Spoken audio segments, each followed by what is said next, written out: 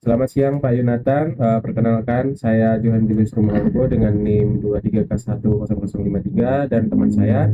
Saya Abed Widyadana dengan NIM 23K1. Oke, pada kesempatan ini kami akan mempresentasikan proyek NLP yang berjudul Sentimen Analisis berbahasa Indonesia dengan BLSTM plus Attention. Dan di sini kita masuk ke pembagian tugasnya. Saya mengerjakan di bagian model, training dan evaluasi, dan teman saya mengerjakan data dan preprocessing. Oke, kami juga menyatakan bahwa dalam pengerjaan proyek ini kami menggunakan bantuan AI sebagai alat bantu debugging dan brainstorming. Ya. Oke.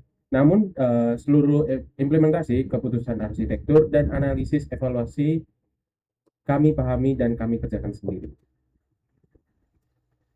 Langsung aja. Masuk ke latar belakang, di sini latar belakangnya yaitu dengan adanya teks berbahasa Indonesia yang sudah tersebar luas di berbagai platform digital, mulai dari ulasan, restoran, komentar politik hingga pengalaman belanja online. Memahami sentimen di balik teks-teks ini secara otomatis dapat membantu bisnis, pemerintah maupun peneliti dalam mengajukan basis data. Nah, kita memiliki masalah yaitu adalah klasifikasi sentimen manual yang tidak adanya skala atau skalable, yang dimana itu dibutuhkan sistem NLP yang mampu mengklasifikasikan teks bahasa Indonesia ke dalam 3 kelas, yaitu positif, negatif, dan netral secara otomatis serta akurat di berbagai domain. Maka untuk mengatasi masalah tersebut, kami berdiskusi untuk membangun model klasifikasi teks berbasis BLSTM plus Custom Attention Mechanism menggunakan TensorFlow atau per keras. Next slide.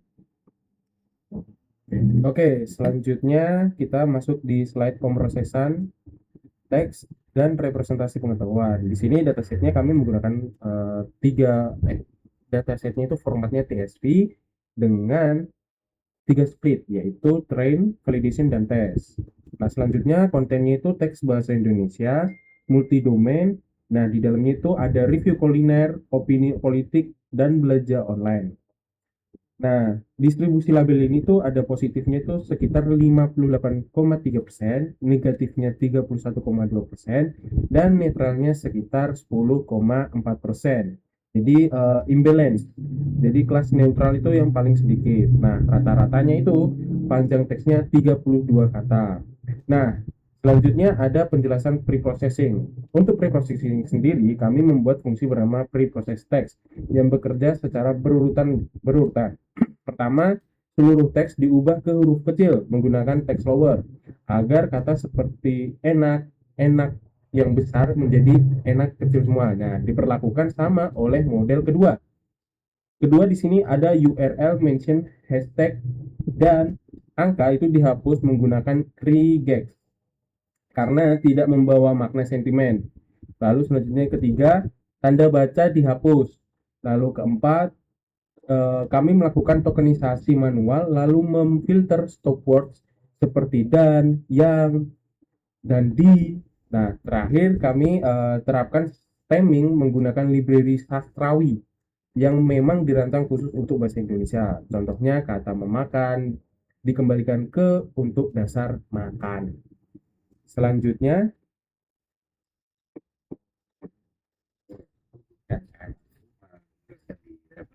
Teks. Untuk mempresentasikan teks ini ke dalam bentuk yang bisa dibuat model, kami mengundang atau menggunakan tokenizer keras dengan vocabulary sebesar 10.000 kata yang paling banyak. Yang paling penting di sini, tokenizer hanya di fit pada data training saja, tidak pada data validasi atau tes, untuk menghindari data leak atau kelebihan data. Kata yang tidak masuk ke vocabulary diberikan token khusus OOV atau out of vocabulary. Setelah dikonversi ke sequence angka, semua data disamakan panjangnya menjadi 100 token menggunakan page sequence. Jadi di sebelah sini page sequence. Next. oke, selanjutnya di sini saya akan menjelaskan desain arsitektur dan justifikasi. Jadi secara keseluruhan alurnya adalah input, embedding, BLSTM, attention, dense, lalu output. Nah, setiap layer punya peran masing-masing. Input menerima sequence token sepanjang 100.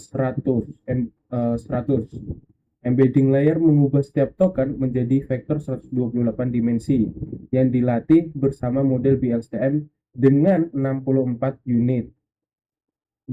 Ini bertugas untuk menangkap konteks dua arah dari teks. Lalu, custom attention layer bertugas memberi bobot berbeda ke setiap kata. Selanjutnya ada dense layer, itu untuk mengekstrak fitur lebih lanjut. Nah, dropout-nya ini untuk mencegah overfitting. Dan yang terakhir adalah output layernya menghasilkan probabilitas untuk tiga kelas menggunakan aktivasi softmax. Nah, selanjutnya menjelaskan lebih lanjut lagi yang dimana ini adalah menjadi fitur unggulan utama bagi arsitektur yang kami buat adalah dengan adanya custom attention layer yang kami bangun sendiri dari nol menggunakan keras subclassing.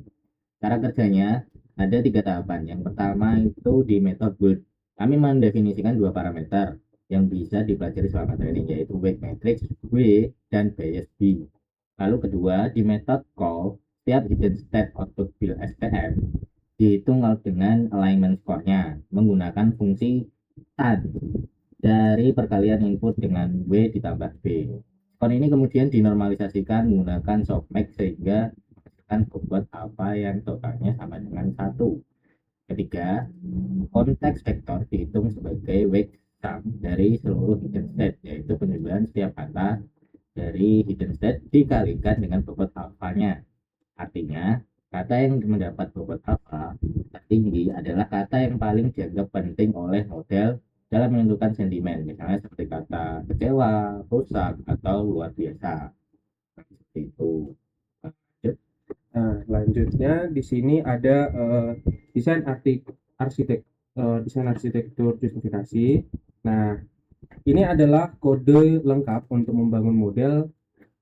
Jadi ada satu hal kritis yang ingin kami highlight, yaitu parameter return sequence sama dengan true pada BLSTM. Nah, parameter ini wajib ada agar BLSTM mengeluarkan hidden state untuk setiap time step, bukan hanya time step terakhir. Jadi tanpa ini attention layer tidak mendapat input yang cukup untuk memberi bobot ke setiap kata dalam kalimat. Nah, selain itu, wrapper bidirectional membuat LSTM memproses teks dari dua arah sekaligus maju dan mundur sehingga menghasilkan representasi 128 dimensi yang merupakan gabungan 64 unit forward dan 64 unit backward. Oke, selanjutnya setelah ini kita menjustifikasi dari desain atau program kita. Justifikasi pertama adalah BLSTM dipilih karena teks punya definisi dua arah. Contoh, tidak enak, awan, tidak enak, tidak enak. Membutuhkan konteks sebelum dan sesudah kata untuk dipahami dengan benar. Lalu yang kedua, justifikasi yang kedua, attention dipilih karena tidak semua kata berkontribusi sama terhadap sentimen. Attention membuat model fokus ke kata kunci seperti luar biasa, kecewa, rusak, ramah. Lalu ada justifikasi yang terakhir, ada dropout 0,5 diperlukan karena dataset imbalance rentan memicu overfitting. Lalu selanjutnya ada proses implementasi. Nah, pada proses implementasi. Oke, selanjutnya di sini proses implementasinya. Jadi data trainingnya itu berjumlah 11.000 dan data validasinya itu 1.260 dengan split yang sudah tersedia dari dataset aslinya. Hyperparameter yang kami gunakan antara lain max vocab 10.000, panjang sequence-nya itu 100, embedding dimension-nya 128, BLSTM-nya 64 unit, dropout-nya 0,3 pada LSTM dan 0,5 pada dense-nya.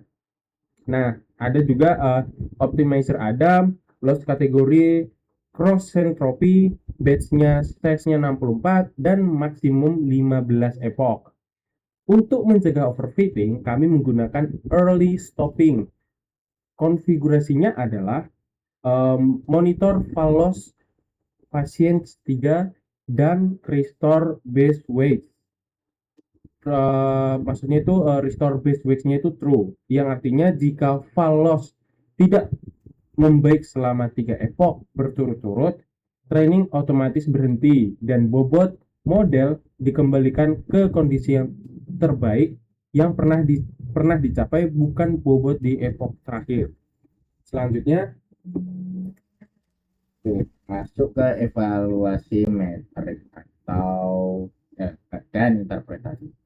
Di sini metrik yang kita gunakan itu ada akurasi, precision, recall, advanced score per kelas, dan confusion matrix. Pada kode evaluasi, model predict menghasilkan probabilitas untuk setiap kelas. Kemudian argmax mengambil indeks dengan probabilitas tertinggi sebagai prediksi akhir. Prediction report dan skip-learn menampilkan prediction, recall, dan F1 untuk setiap kelas sekaligus dalam satu output. Interpretasi, untuk interpretasi sendiri, yang pertama akurasi saja tidak cukup karena data imbalance. Model bisa dapat akurasi tinggi hanya dengan selalu memprediksi positif. Lalu yang kedua ada F1 score per kelas lebih 7. Perhatikan F1 kelas netral karena biasanya paling rendah akibat jumlah data paling sedikit.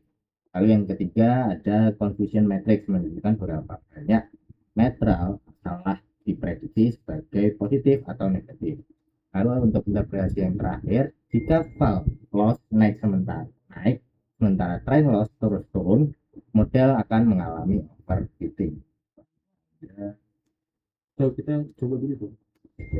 Mungkin kita akan men-trial model kita. Oke, jadi di sini saya akan coba sistem kami, yaitu kita coba dulu dari kalimat positif. Saya comot dari Google kalimatnya, kita masukkan. Hari ini adalah hari yang sempurna untuk memulai proyek baru dengan semangat yang membara.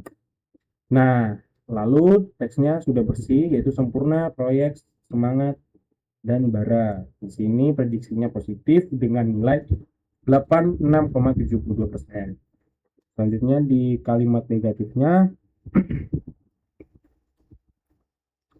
hujan deras yang turun sejak pagi menyebabkan beberapa ruas jalan utama tergenang banjir.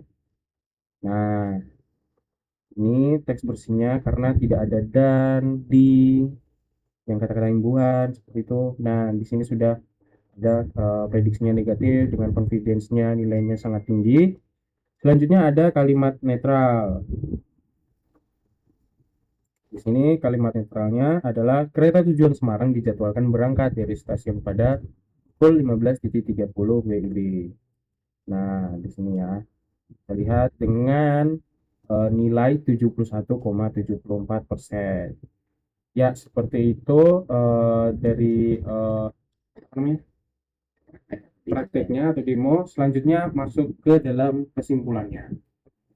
Ya, berdasarkan hasil praktek atau demo proyek kami membuat kesimpulan yang pertama adalah pentambahan. Ini merasa berhasil membangun pipeline NLP end-to-end untuk klasifikasi sentimen bahasa Indonesia. Lalu selanjutnya implementasi custom attention layer dari scratch menggunakan cross subclassing. Lalu yang terakhir, model mampu melakukan prediksi real time via fungsi predict sentiment. Namun akan tetapi kita memiliki keterbatasan, yaitu yang pertama, dataset imbalance menyebabkan performa kelas netral cenderung lebih rendah dibanding kelas lain. Lalu yang kedua, embedding dilatih dari nol, belum memanfaatkan pre-train embedding bahasa Indonesia seperti Indobird atau Fasttext. Lalu yang terakhir, proses timing menggunakan sastrawi cukup berat secara komputasi untuk dataset biasa. Oke, jadi sekian presentasi NLP proyek kami. Kami mengucapkan terima kasih. Terima kasih.